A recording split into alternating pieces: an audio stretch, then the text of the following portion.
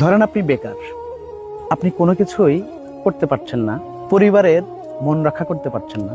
তো আপনি এতদিন পরে সে মনস্থির করেছেন যে আমি খুব দ্রুতই যে কোনো একটা কাজে নেমে পড়ব। তো তার জন্য ধরেন বন্ধু বান্ধব আশপাশের কিছু মানুষজনের কাছে আপনি বলছেন যে আপনি এই কাজটাতে মনস্থির করেছেন।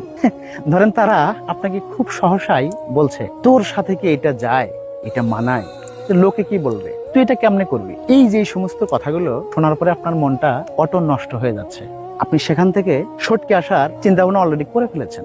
কিন্তু ভাই আমি একটা কথা বলি, আমার কথাটি হচ্ছে এই যে যারা আপনাকে এত সুন্দর সুন্দর বাণী শোনালো, তোর সাথে এটা যায় কিনা, এটা করলে মানুষ কি বলবে, এটা ছিছি, এটা করা যাবে না, কোনোভাবেই সম্ভব না, কিন্তু একটিবার কি আপনি ভেবে দেখেছেন আপনি যদি একবেলা না খেয়ে থাকেন, এই যে সমস্ত মানুষগুলো আপনাকে কি একটিবারের জন্য এসে বলবে